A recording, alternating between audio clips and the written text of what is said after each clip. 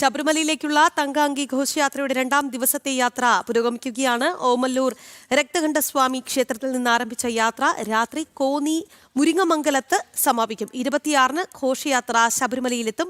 വിവരങ്ങളുമായി ഗോകുൽ രമേശ് ഉണ്ട്. ഗോകുൽ, രാവിലെ 8 മണിയോടുകൂടി ആരംഭിച്ച യാത്രയാണ്. ഇപ്പോൾ എവിടെ എത്തി നിൽക്കുന്നു? എങ്ങനെയാണ് ഭക്തരുടെ ഒരു സ്വീകരണം? മറ്റ് വിവരങ്ങൾ കൂടി.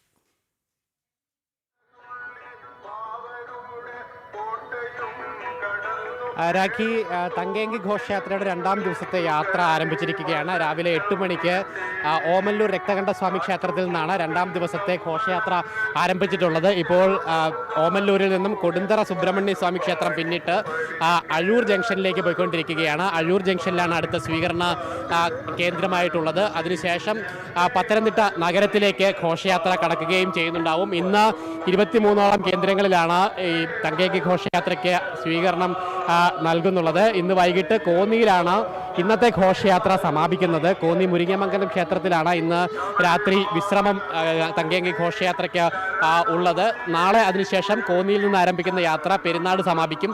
മറ്റന്നാളാണ് തങ്കേങ്കിയുമായിട്ടുള്ള ഘോഷയാത്ര ശബരിമലയിൽ എത്തിച്ചേരുന്നത്.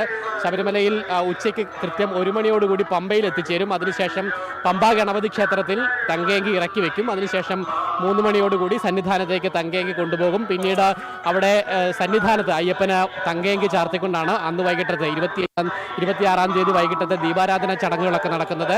അതിനുശേഷം 27-ാം തീയതിയാണ് മണ്ഡലപൂജ ചടങ്ങുകളും നടക്കുന്നത്. എന്തായാലും ഈ തങ്കേങ്കി ഘോഷയാത്രയ്ക്ക് വലിയ ഭക്തജന സ്വീകരണം എല്ലാ കേന്ദ്രങ്ങളിലും ലഭിക്കുന്നു എന്നുള്ളതാണ് നമുക്ക് കാണുവാനായിട്ട് സാധിക്കുന്നത്. വലിയ ഭക്തജന സാന്നിധ്യം ഇത് കടന്നു പോകുന്ന പാതകളിലെല്ലാം തന്നെ നമുക്ക് അനുഭവപ്പെടുകയും ചെയ്യുന്നുണ്ട്. എല്ലാ പോയിന്റുകളിലും, അതായത് ഇത് സ്വീകരണത്തിനായിട്ട് ക്രമീകരിച്ചിട്ടുള്ള എല്ലാ കേന്ദ്രങ്ങളിലും വലിയ ഭക്തജന തിരക്ക് ഇന്നലെ മുതൽ അനുഭവപ്പെട്ടുകൊണ്ടിരിക്കുകയാണ്. അയ്യപ്പൻ്റെ തങ്കേങ്കി അത് കണ്ടു തൊഴുക എന്ന് പറയുന്നത് വലിയ അനുഗ്രഹീതമായിട്ടാണ് അയ്യപ്പ ഭക്തരൊക്കെ തന്നെ കണക്കാക്കുന്നത്. അതുകൊണ്ട് തന്നെയാണ് വഴിയിലുടനീളം ഇത്തരത്തിൽ ഈ തങ്കേങ്കിയെ സ്വീകരിക്കുന്നതിന് വേണ്ടിയിട്ടും കണ്ടു തൊഴുന്നതിനും ദക്ഷിണ അർപ്പിക്കുന്നതിനുമായിട്ടൊക്കെ തന്നെ ധാരാളമായിട്ട് ഭക്തജനങ്ങൾ ഒഴുകിയെത്തിക്കൊണ്ടേയിരിക്കുന്നത് നമുക്ക് കാണുവാനായിട്ട് സാധിക്കും. തീർത്ഥാടകരെയൊക്കെ കാണുവാനായിട്ട് സാധിക്കും. കൊച്ചുകുട്ടികൾ മുതൽ മുതിർന്നവർ വരെയുള്ള ആളുകൾ ഇത്തരത്തിൽ ഭഗവാന്റെ ആ തങ്കേങ്കി കണ്ടു തൊഴുവാനായിട്ട് ഇങ്ങനെ ആ വാഹനത്തിന് സമീപത്തേക്ക്, ആ രഥത്തിന് സമീപത്തേക്ക് ഓടി എത്തിക്കൊണ്ടിരിക്കുന്ന കാഴ്ചയൊക്കെ നമുക്ക് കാണുവാനായിട്ട് സാധിക്കും. തീർത്തും ഭക്തിനിർഭരമായിട്ടുള്ളൊരു അന്തരീക്ഷത്തിൽ തന്നെയാണ് തങ്കേങ്കി ഘോഷയാത്ര പുരോഗമിച്ചുകൊണ്ടേയിരിക്കുന്നത്. ഇന്നലെയാണ് തങ്കേങ്കി ഘോഷയാത്ര ആറന്മുള പാർത്ഥസാരഥി ക്ഷേത്രത്തിൽ നിന്നും ആ യാത്ര ആരംഭിക്കുകയുണ്ടായത്. രാവിലെ 7 മണിക്ക് ആരംഭിച്ച യാത്രയാണ്. അത് ഇന്നലെ വൈകിട്ട് ഓമല്ലൂരിലാണ് സമാപിച്ചത്. തുടർന്ന് ഇന്ന് രാവിലെ ഓമല്ലൂർ രക്തകണ്ഠസ്വാമി ക്ഷേത്രത്തിൽ നിന്നും രണ്ടാമത്തെ ദിവസത്തെ പ്രയാണം ആരംഭിക്കുകയും ചെയ്തിട്ടുണ്ട്. ആദ്യ മണിക്കൂറുകളാണ് ഇന്നത്തെ ദിവസത്തിൻ്റെ. എന്തായാലും കൊടുന്തറ സുബ്രഹ്മണ്യ സ്വാമി ക്ഷേത്രത്തിലായിരുന്നു തൊട്ട് മുമ്പ് സ്വീകരണം ഉണ്ടായിരുന്നത്.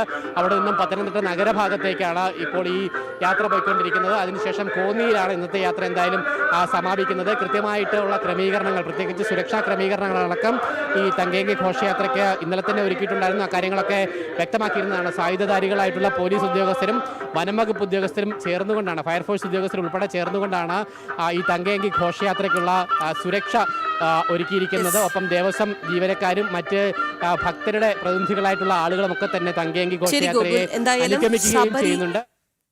ശബരിമലയിലേക്കുള്ള തങ്കാംഗി ഘോഷയാത്രയുടെ രണ്ടാം ദിവസം ശരണമന്ത്രങ്ങളാൽ മുഖരിതമായ ഒരു അന്തരീക്ഷത്തിൽ പുരോഗമിക്കുന്നു എന്നുള്ളതാണ്. ഓമല്ലൂർ രക്തകണ്ഠ സ്വാമി ക്ഷേത്രത്തിൽ നിന്നാണ് ഇന്ന് യാത്ര ആരംഭിച്ചത്. കോന്നി മുരിങ്ങമംഗലത്ത് സമാപിക്കും. 26-നാണ് ഘോഷയാത്ര ശബരിമലയിൽ എത്തിച്ചേരുക. വിവരങ്ങൾ നൽകിയത് ഗോകുൽ രമേശാണ്.